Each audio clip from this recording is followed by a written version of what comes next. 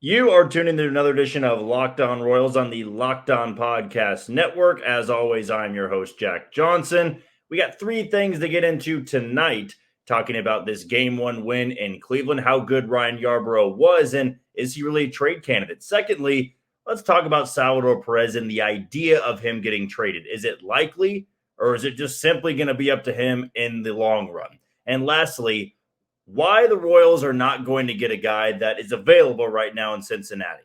He's a top prospect, but I'm going to tell you why he's not going to be coming to Kansas City. All that is coming up next on Locked On Royals. You are Locked On Royals, your daily Kansas City Royals podcast. Part of the Locked On Podcast Network, your team every day.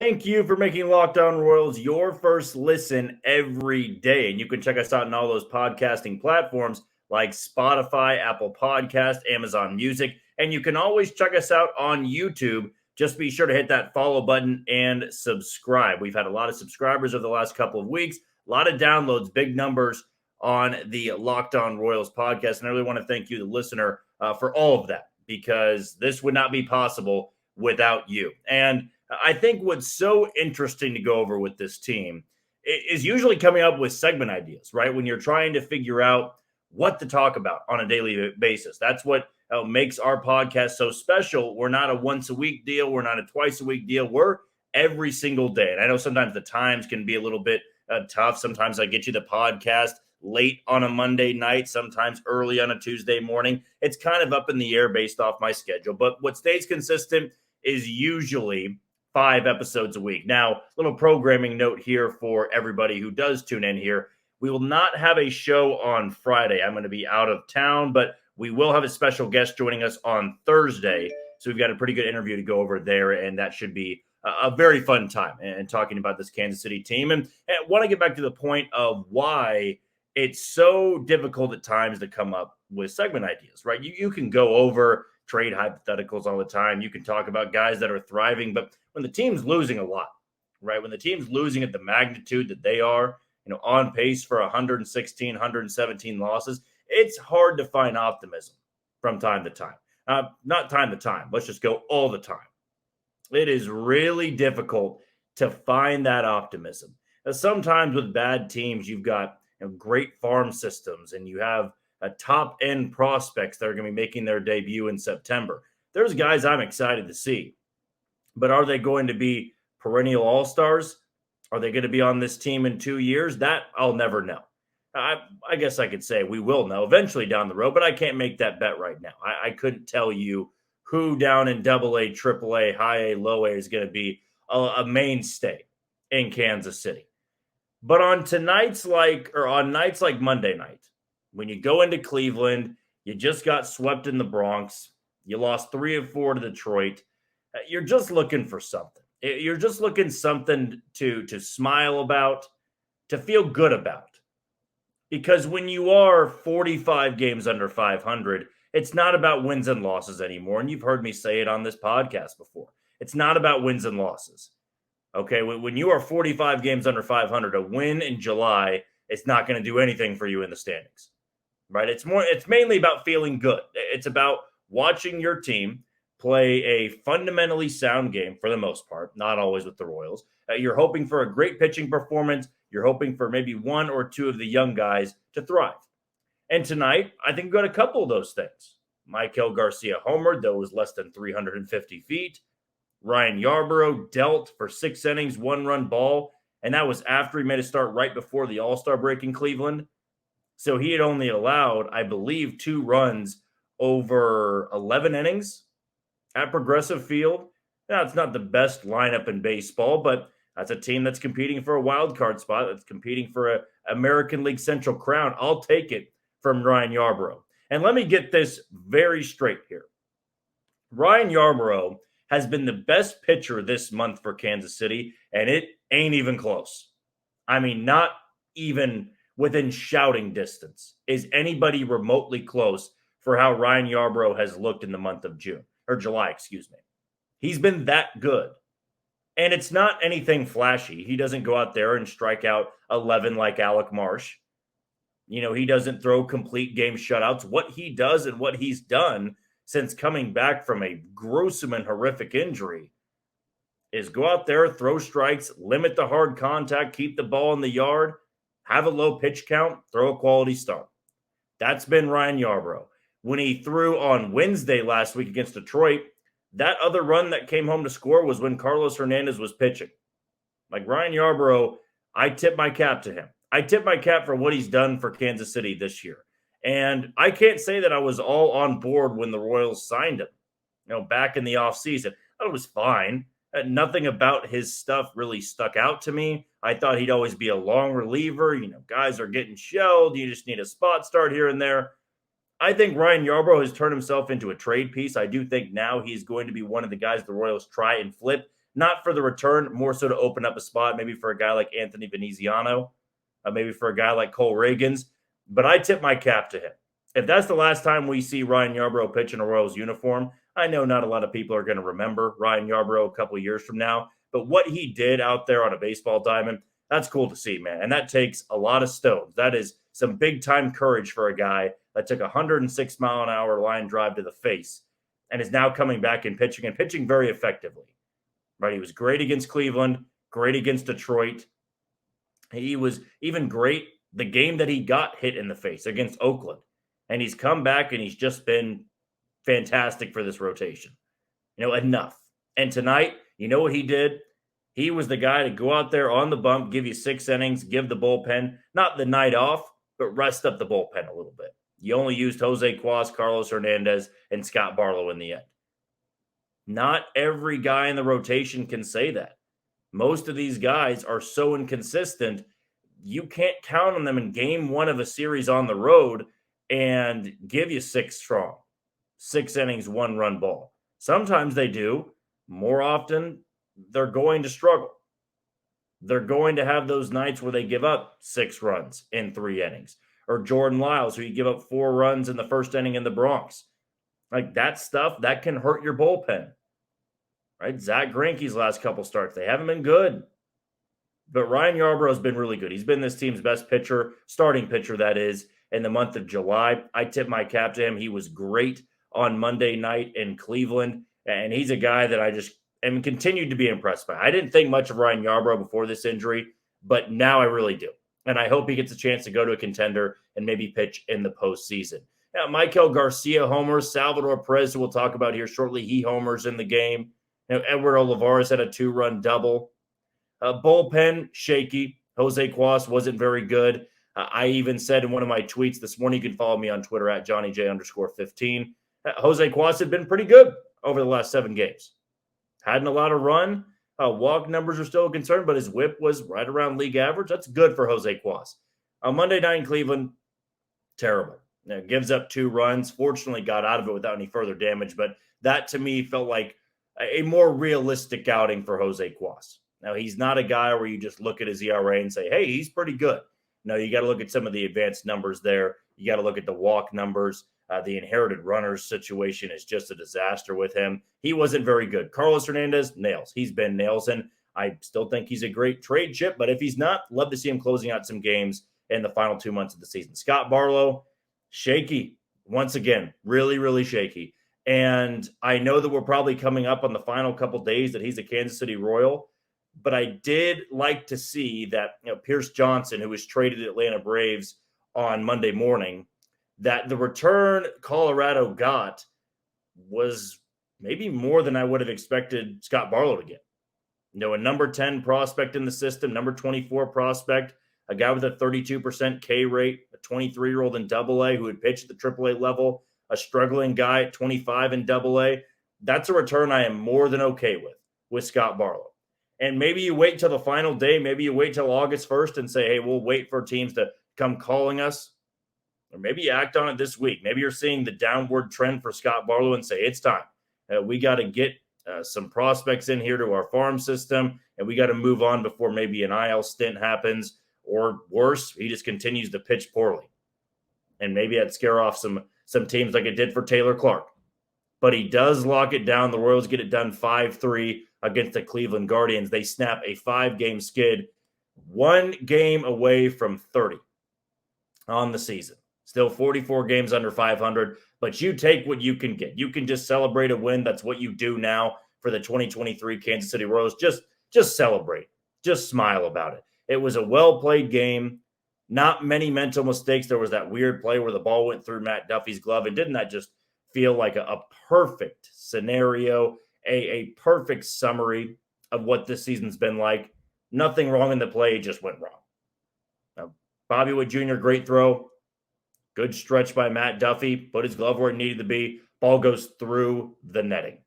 Goes through the webbing. That's just a perfect example of how it's gone this year for the Kansas City Royals. But unlike they've done for a long time, they actually win a game. They win game 1 of a series. Hadn't done that since June 22nd.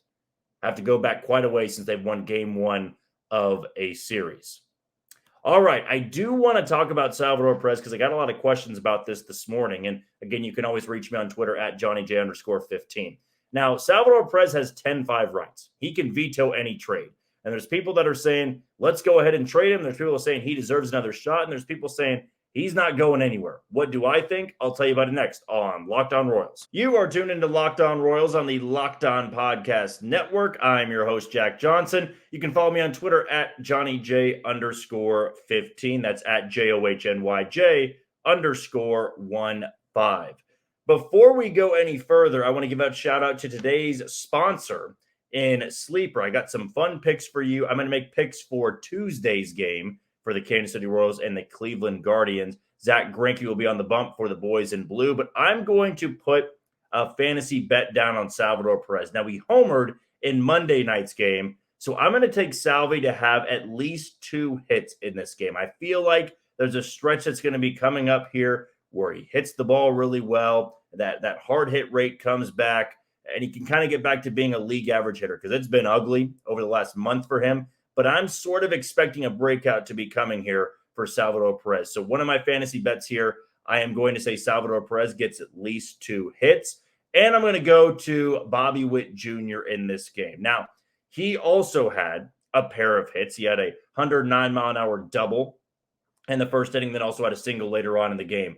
I think I'm going to take him to homer in this game. It's been a little bit since we've seen Bobby Witt Jr. homer. I'm expecting him to have one of those performances tonight, looking ahead a little bit against the Cleveland Guardians. And I just think that he's due for a long ball. He's right there with Salvador Perez with home runs for the team lead, and I think he runs into one in Tuesday night's game. Now, with Sleeper, this is the app you want to use with fantasy sports. So do you want to win 100 times your money on daily fantasy baseball? Sleeper is now offering up to 100 times the payout for up to 8 pick contests. Choose as many as 8 players that you like and pick more or less on your favorite baseball stats like home runs, strikeouts, hits, and more. Get your picks right, and you could win big with Sleeper.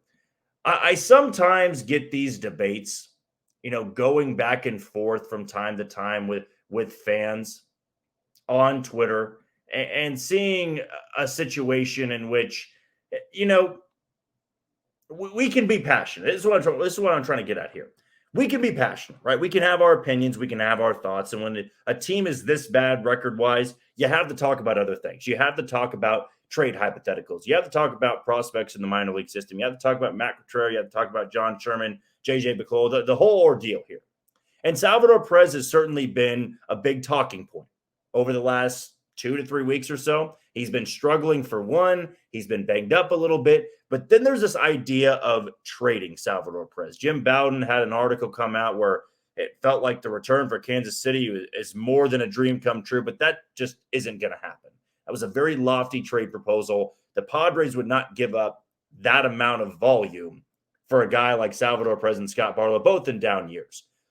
But I'm getting these comments on Twitter about Salvador Perez and what they should do with him. And there's a large chunk of the fan base that says trade him, right? You should trade Salvador Perez and get prospects in return because the Royals are in a spot where anytime you have value, you need to trade that value. You're in a severe rebuild. You're going to lose the most you've ever lost in franchise history, single season, that is. You'll probably finish around 115, 116 losses. So you should be trying to flip any player that has value and get prospects in return. And is Salvador Perez going to be around for the next competitive Royals team, a Royals team that is trending toward the postseason? Likely not. There's always a chance maybe here in a couple of years, a 35, 36, 37-year-old Salvador Perez is playing off the bench for Kansas City. But again, I'm not holding my breath on that. The case with Salvador Perez is, I think, a pretty simple one. You don't need to overthink this a lot. Now, he's got 10-5 rights. And for those that don't know what that means, he can veto any trade, right? So J.J. Picollo and that front office, they can't go behind Salvador Perez's back, negotiate with the Marlins and say, okay, Salvi, you've been traded. Here's the number of who you need to call. You're going to the airport right now. You'll suit up for the Marlins tonight. It's not how it works, right? And what's going to happen if this really does come to fruition, if this actually is a real thing, which I give it less than a 1.5% chance of happening. J.J. Picollo in this front office would go to Salvador Perez, and they would just ask him flat out, what do you want, Salvi?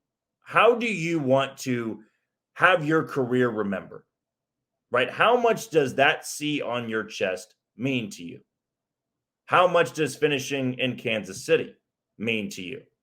How much does another ring mean to you? And all those questions are going to be answered. And maybe they already have those questions. There is a very good chance this conversation has already happened. They could have had this conversation and Salvi said, I'm fine here because it means more to me to finish my career with the team I started with. You gave me the C on the chest. I want to be immortalized and I want to have the legacy where 10 years from now, I'm brought back and there's a statue being revealed at Kauffman Stadium. And I said this on Twitter because somebody commented to me and said, get rid of Salvi, keep Prada, because I was also asked about how you handle DH once Vinny Pasquantino comes back next year. And I said it pretty much relies on Nick Prado, right? If Nick Prado is not a part of the future, easy fix. Vinny Pasquantino plays first base. Salvi can be full-time DH, which I would like to happen. I think Salvador Perez just needs to get from behind home plate, go worry about offense. It happened a lot in his 2021 season when he had a career high in home runs and RBIs. It's getting him off his feet more. I know he wouldn't like it, but he's going to be 34. Right? He's going to be a little bit older.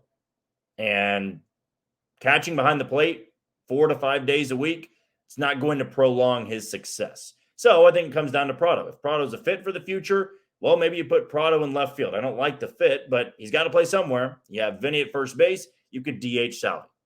Because I'm trying to get Salvador Perez, or at least have a couple people that are following me and go, it makes sense for him to DH full time. But I'm getting comments and I'm seeing people say, well, just get rid of Salvi. He's not doing anything for this team. He's not valuable. He is. Okay. I don't need to really have a strong argumentative point as to why Salvador Perez is important. He is the second most popular player in Royals history. And yes, I'm going to go ahead and say that. I don't think that's really outlandish. It's George Brett. It's Salvador Perez. And yes, there are guys from the 2014 and 15 team that are iconic. Lorenzo Cain, Eric Hosmer, Mike Moustakas, Alcides Escobar, Ben Zobrist, Alex Gordon. You have even guys in the rotation, James Shields, Eninson Volquez, Giordano Ventura, Chris Young, Danny Duffy, Jeremy Guthrie, Jason Vargas. You go down the list. There's iconic guys. All right, but Salvador Perez has always been the face. He's always been the face of it. Now, when Eric Hosmer was here, of course, Eric Hosmer was wildly popular, but all those guys left after 2017. I know Moustakas and Escobar came back on one-year deals. They were gone by the end of that year. Salvi's been there through and through.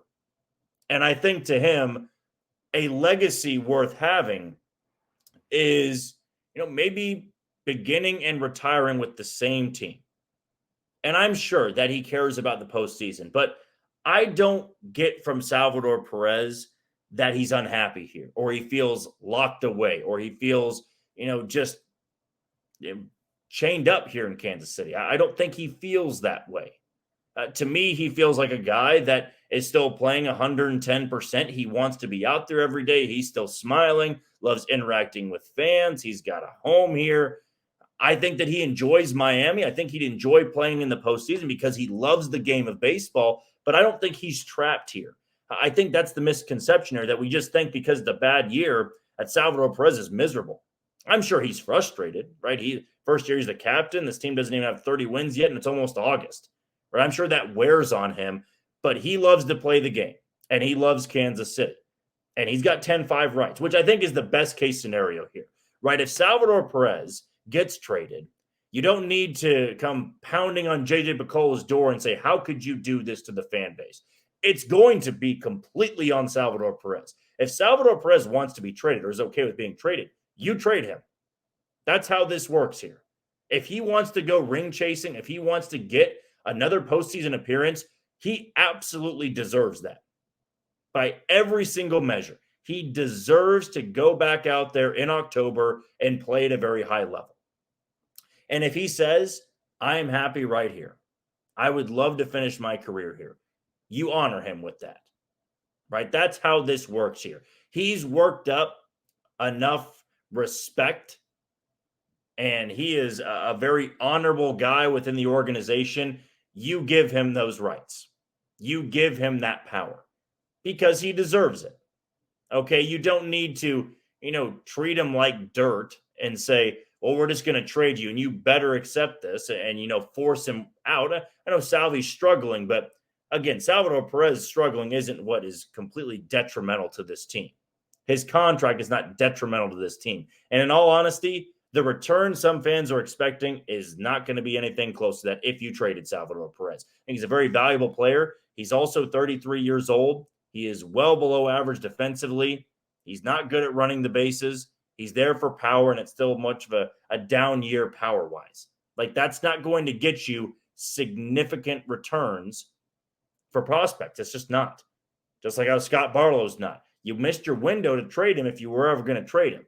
Now that he's 33, I don't think it makes sense just to trade him. It would need to be a pretty significant haul to trade away Salvador Perez, and I just don't think it's likely. I really don't. But I do find peace in the fact that it's his choice. It's his decision. If you're going to be upset, you can't be upset at the front office. You can't be upset at Salvi because if he's endured this, he's endured the last 5 years, he damn well earns the right to pick what he wants to do. He's the captain. If he wants to retire in Kansas City, right? If he wants to finish out his career, and if that means no postseason appearances, that's his choice. If he wants to go play somewhere postseason baseball with the Marlins, or he wants to go to the Dodgers, or he wants to go to the Angels, he wants to go to the Braves. I know that wouldn't make sense, but you get what I'm getting at here. If he wants to do that, he's earned that right. I don't think we need to get too up in arms about Salvador Perez being traded because it's only going to come down to him. He wants to be traded. It's going to happen. He doesn't. He's not going anywhere. That's how those 10-5 rights are going to work.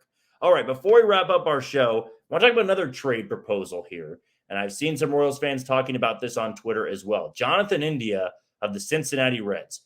There really isn't a scenario, and I think, that the Royals make a trade like this, but I'm going to tell you why it just doesn't feel possible. That's coming up next on Locked On Royals. You are tuned into Locked On Royals on the Locked On Podcast Network. I'm your host, Jack Johnson. You can always follow me on Twitter at JohnnyJ_15. That's at JOHNYJ_15. We just discussed Salvador Perez and the hypotheticals for trades. And this other one really caught my eye on Twitter. And this was this morning. And I looked at Jonathan India over there in Cincinnati, a former Rookie of the Year. He was great back in 2021, played around 150 games, WRC plus around 120, OBP over 350. I think he had around 20 home runs. Not great defensively, but still offensively, that was a great year. The next year, a bit of a step back. This year, a bit of a step back. And so you start to wonder to yourself, for a 26-year-old Jonathan India, is the rookie year the outlier here, or is he primed for a bounce back? Now, the Reds are in a spot where they have all this young talent, right? They are just pumping out guys left and right that are top 10 prospects. Ellie De La Cruz, Matt McClain, pitching prospects, they've got them too. Cincinnati's a fun young team. We saw them sweep the Royals in Kansas City. And does Jonathan India fit into that conversation anymore in Cincinnati? Well, it's been reported that they're at least listening to offers. Now, Jonathan India is 26 years old.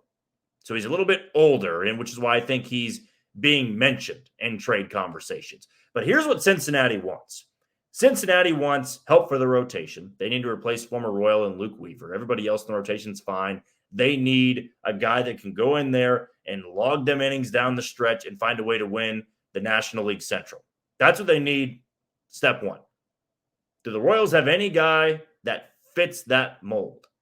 And no, we're not going to overreact about Ryan Yarbrough. No, we're not going to overreact about Brady Singer. We're not going to overreact about Zach Greinke or Jordan Lyles. No, they don't have anybody that would be worth trading Jonathan India away for. There's no way the Royals could offer up any starting pitcher and they would get Jonathan India in return.